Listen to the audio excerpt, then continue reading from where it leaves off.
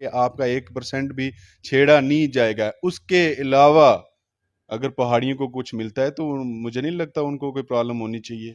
जनाब मैंने बोला ना आपको, कुछ चंद अनासर हैं, 3-4 बंदे हैं जो इनको वर्गला रहे हैं। जो एसटी में ऐड होना है वो कोई रोक नहीं सकता। आप जितना चिल्लाते हो चिल्ला लो, जितना लड़ना है लड़ लो, जितने नारे मारने हैं मार लो। गवर्नमेंट ऑफ इंडिया ने एक फैसला कर। स्वागत है आप सबका सच न्यूज नेटवर्क में और मैं हूं यासिर शेख और अभी हैं हम राजौरी में और राजौरी में हमारे साथ हैं भारतीय जनता पार्टी के state spokes person Ajaz Malik और उनसे बात करेंगे हम। और आपको बताते चलें कि जिस तरह एसटी थी, पहाड़ियों की जो मांग थी वो 50 साल पुरानी मांग थी, तो वहीं पर जो गुज्जर समाज के लोग हैं, जो गुज्जर बकरवाल थे, वो बोलते थे कि इनको जो है पहाड़ी जो है ये हमारे भाई हैं, इनका जो हक है इनको मिलना चाहिए। और वही 50 साल के संघर्ष के बाद जो उनको हक उनका मिला है, तो अब वो रोडों पर क्यों हैं, उसके पीछे क्या रीजन है, उस पर बात करने के लिए हमारे साथ हैं अजाज मलिक। तो करते हैं उनसे बात। अस्सलाम वालेकुम। वालेकुम सलाम। शुक्रिया यासिर शेख साहब, हम आपके शुक्रगुजार हैं जो हमारी आवाज़ को आप बुलंद करते हैं, हमेशा जो हमारी आवाज़ सुनते हो।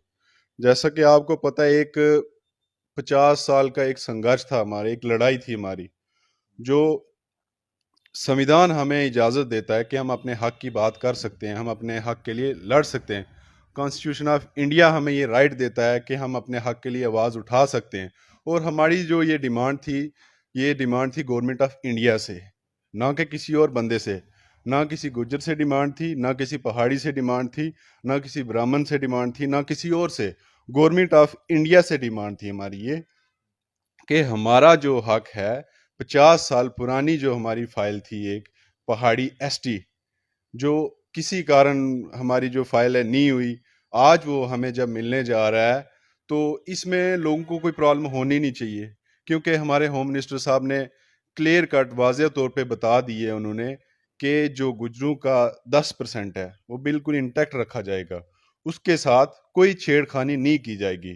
फिर भी कुछ जो शरारती तत्व हैं, कुछ जो अपनी सियासी रोटियां सेकना चाहते हैं, पता नहीं, हमें तो समझ नहीं है वो क्या कर रहे हैं, क्यों कर रहे हैं, उनके पीछे किसका हाथ है। पर वो तो यही चाहते हैं कि हमें लोग जितना से जितना हमें लोग फॉलो करें, हमें लोग देखें।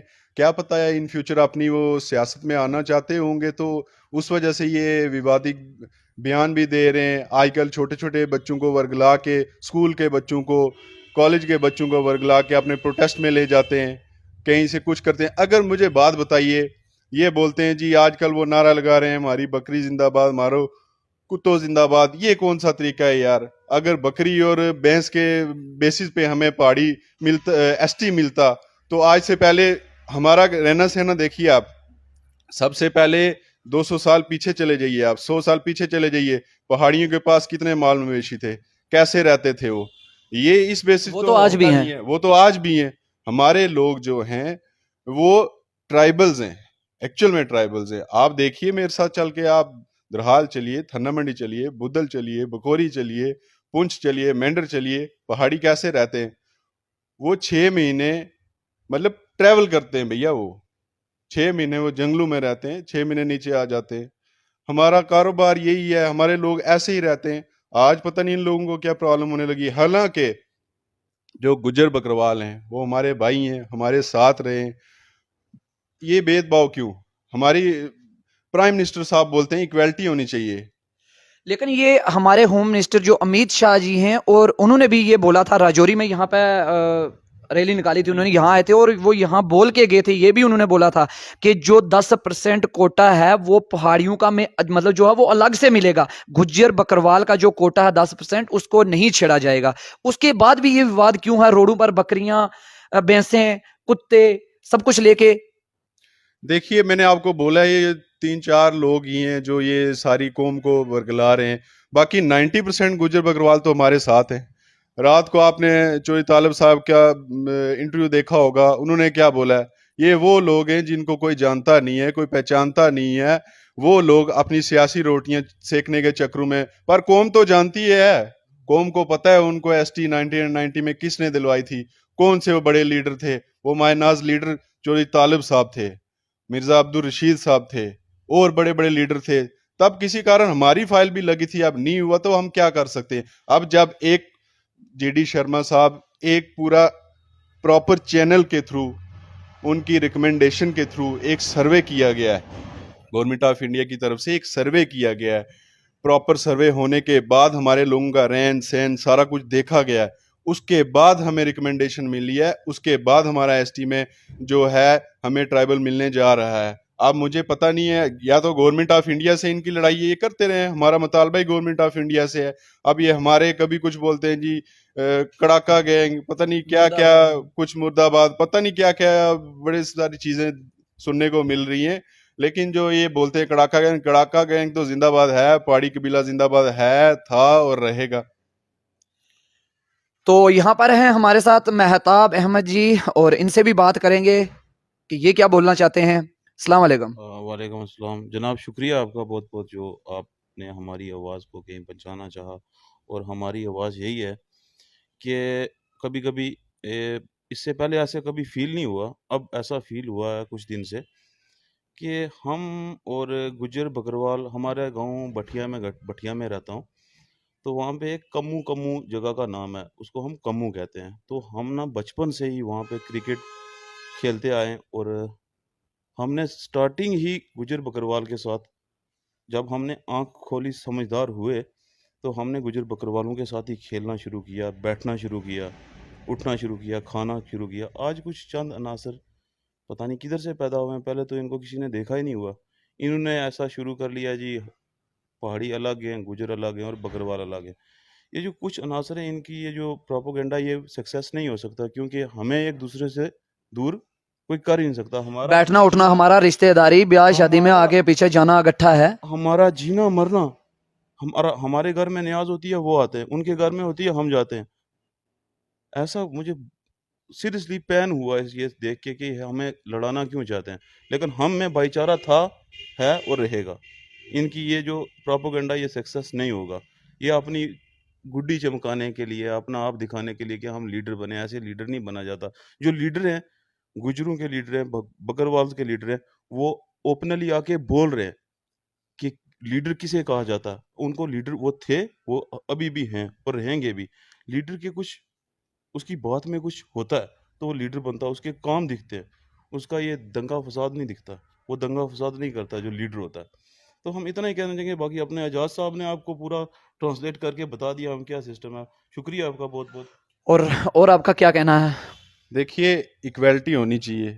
अगर मेरा घर है, साथ में मेरे गुजर भाई का घर है, अगर एक रोटी वो खा रहा है तो एक रोटी मुझे भी मिलनी चाहिए। हक की बात तो हर कोई कर सकता है ना, सबके साथ इंसाफ होना चाहिए।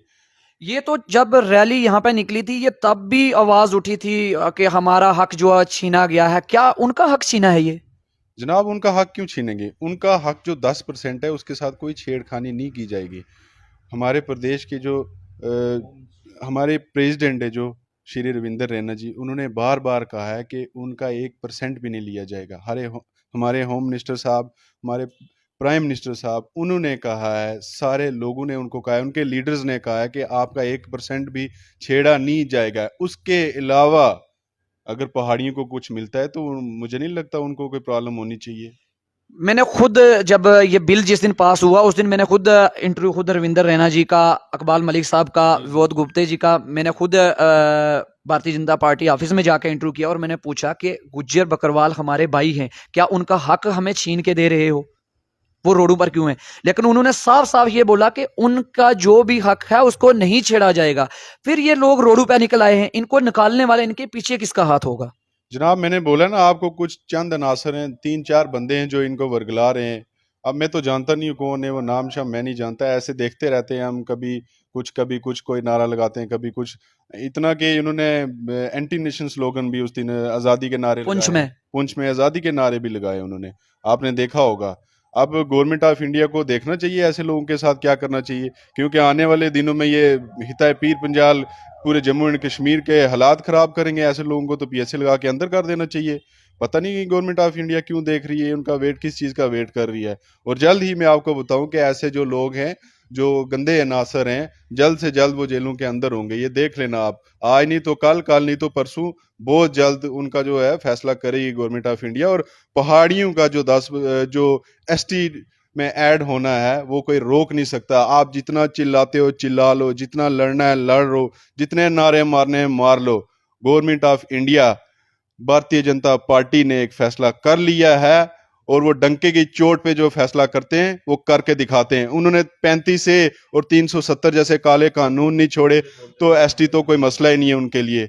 बहुत जल्द इंशाल्लाह पहाड़ियों के साथ इंसाफ होगा और राज्यसभा में से पास होके, लोकसभा में से पास होके, प्रेसिडेंट साहब के साइन होके ड्राफ्टिंग में पब्लिक डोमेन में जल्द ही जल्द हमारा एसटी का जो स्टेटस है हमें मिल जाएगा। तो बताते चलें जिस तरह आपको कि हमारे साथ अजाज मलिक जी जो भारतीय जनता पार्टी के स्टेट के स्पोक्स पर्सन थे और मेहताब अहमद जी थे, इन्होंने बात की और इन्होंने भी साफ साफ यही बोला है कि जो गुज्जर बकरवाल का 10% कोटा है उसको नहीं छेड़ा जाएगा और ये जो एसटी का जो 10% ये पहाड़ियों का अलग से कोटा है, ये इनका 50 साल का संघर्ष था, उनको वही मिला है।